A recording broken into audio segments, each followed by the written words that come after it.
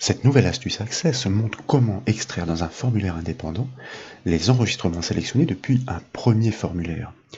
Dans l'exemple illustré à l'écran, nous obtenons une liste restreinte d'activités de sortie. Celles-ci ont été désignées depuis un premier formulaire par le biais de cases à cocher.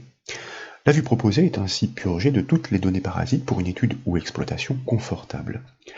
Pour focaliser notre attention sur l'aboutissement de la solution, nous proposons de récupérer un formulaire fonctionnel articulé par de nombreuses astuces que nous avons démontrées dans les volets précédents.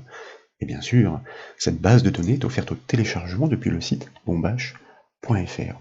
Dès lors, depuis le volet de navigation, je vous propose de double-cliquer sur le formulaire Fsource pour l'exécuter. Puis avec la première liste déroulante, nous allons choisir un département. Comme vous pouvez le voir, toutes les activités de sortie concordantes sont aussitôt extraites dans le formulaire. Chaque enregistrement est accompagné d'une case à cocher en bout de ligne. Et précisément, je vous invite à cocher certaines d'entre elles pour faire quelques remarques. Puis, nous allons changer de département avec la première liste déroulante pour aboutir sur une nouvelle extraction d'activités concordantes. Elles sont toujours accompagnées d'une case à cocher en bout de ligne, si bien que nous pouvons ici, ma foi, continuer de les sélectionner pour enrichir l'offre ou le panier. Ensuite, je vous propose de revenir sur le premier département choisi pour constater que les précédents choix sont toujours mémorisés. Cette case à cocher est un champ de type oui/non.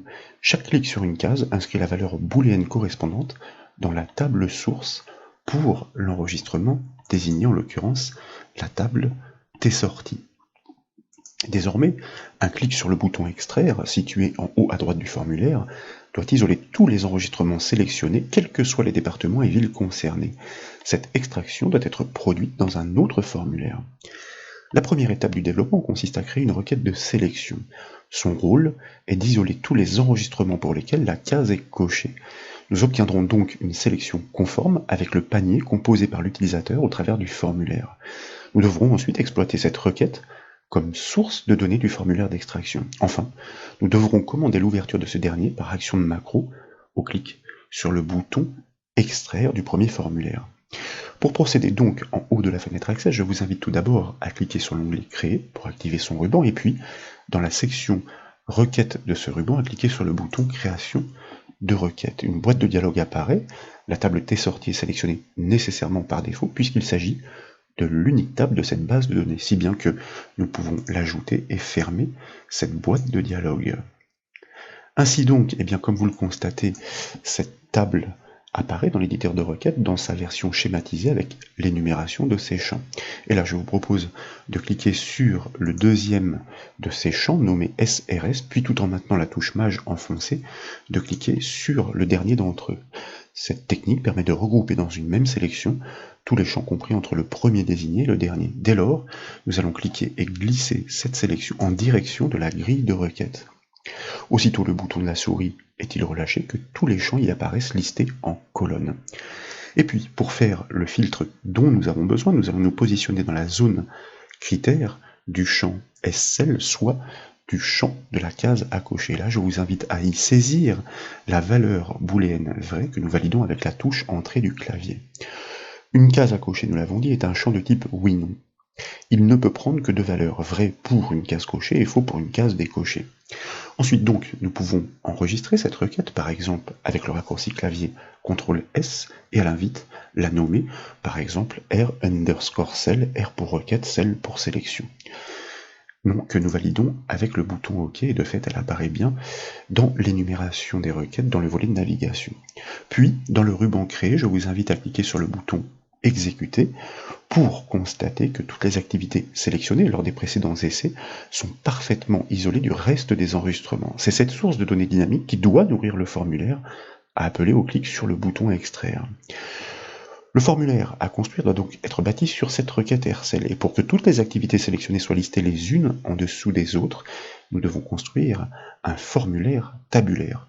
Tout d'abord, je vous propose de fermer cette requête, puis en haut de la fenêtre Access, de revenir dans le ruban Créer, et cette fois-ci dans la section Formulaire, nous allons cliquer sur le bouton Assistant formulaire. Dans la boîte de dialogue qui suit, nous allons sélectionner tout d'abord, à l'aide de la première liste déroulante, notre requête de sélection RCEL, puis nous allons ajouter tous les champs qui la composent en cliquant sur le bouton à la double flèche au centre de la boîte de dialogue. Dès lors, nous pouvons cliquer sur le bouton suivant pour progresser, et c'est là effectivement qu'une option qui n'est pas anodine doit être utilisée. Nous allons cocher la case tabulaire, puis cliquer de nouveau sur le bouton suivant. Et dans cette dernière étape, nous allons prendre soin de nommer de façon explicite et en cohérence notre formulaire f_cell, F pour formulaire. De fait, il ne nous reste plus qu'à cliquer sur le bouton terminé, et comme vous pouvez le voir, le formulaire apparaît, restituant en effet tous les enregistrements précédemment sélectionnés. Sa présentation laisse pour l'instant à désirer. C'est pourquoi, et très vite, puisqu'il s'agit de notions que nous avons largement démontrées dans des formations dédiées, nous pouvons éventuellement faire quelques petits travaux d'ajustement, comme, par exemple, alors là en l'occurrence je ne voulais pas supprimer, voyez-vous, ma zone de titre, mais seulement les intitulés. Nous pourrions effectivement ici élargir cette zone de manière à pouvoir y inscrire un titre explicite que nous allons caler, même s'il y a des fonctionnalités qui sont tout à fait dédiées pour ce faire. Ensuite, nous pourrions ici inscrire le texte suivant, panier des sélections de sortie. Il conviendrait bien sûr de, le formater. Nous allons le positionner en hauteur. Nous allons sélectionner notre zone d'entête de formulaire. Nous pourrions modifier sa couleur de fond pour que cette zone d'entête ressorte de façon explicite avec une couleur, ma foi, pourquoi pas celle qui est empruntée par Access, donc composante RVB 161.56.54 que nous validons. Bien sûr, il convient dans la foulée de choisir pour le texte une couleur qui tranche, c'est-à-dire un gris très clair par exemple, et pourquoi pas d'augmenter sa taille, etc. Dans la zone détail, nous pourrions choisir une couleur de fond différente de celle qui est proposée par défaut, car il s'agit d'un blanc, mais de fait, nous devrions paramétrer nos petites zones de saisie qui doivent réceptionner les informations pour qu'il n'y ait aucun remplissage, grâce au ruban contextuel format, pour qu'il n'y ait aucun contour, donc en transparent, et comme nous le disions, à l'aide du ruban organisé, puisque toutes ces zones sont sélectionnées, nous pourrions ici faire en sorte qu'elles aient toutes la même hauteur, vous voyez, en choisissant la commande au plus petit. Ensuite, au fur et à mesure des essais, il conviendrait bien entendu d'adapter et d'ajuster la largeur de chacune en fonction du contenu susceptible d'être réceptionné.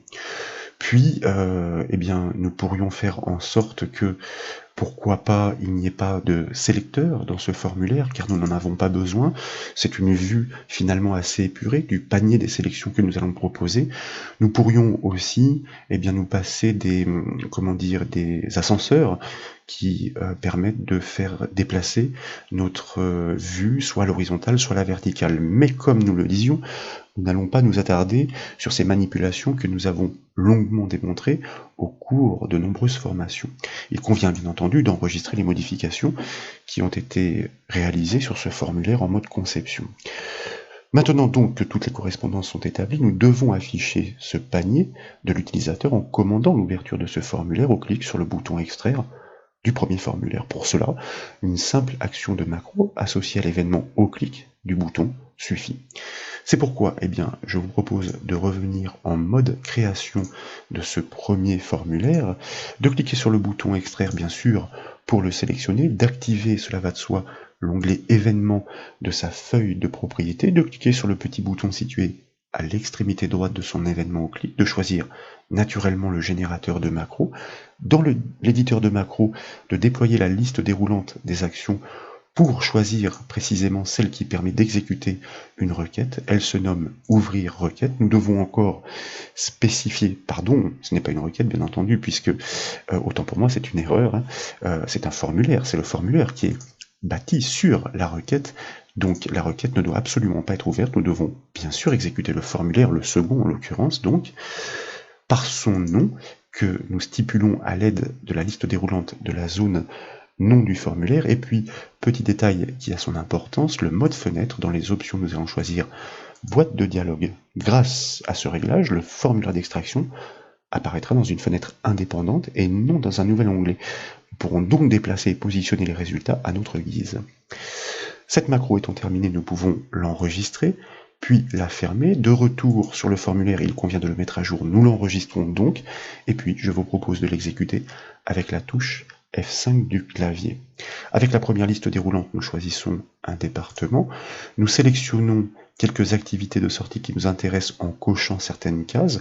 Tant qu'à faire, eh bien, nous continuons de faire nos courses en basculant dans un département voisin, celui de l'Ardèche.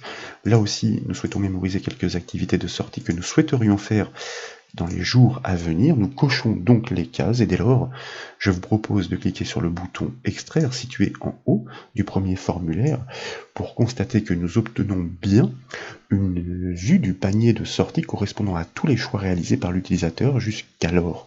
Le formulaire d'extraction donc peut être déplacé comme vous le constatez à notre guise. Nous pourrions aussi archiver ces résultats dans une table annexe à l'aide d'une simple requête ajout à l'ouverture de ce second formulaire. Quoi qu'il en soit, j'espère que cette astuce vous a plu. Si c'est le cas, comme toujours, je compte sur vous pour mettre un petit j'aime à la vidéo. Et comme vous le savez, vous pouvez retrouver toutes les formations et astuces sur le site bombache.fr. Je vous remercie.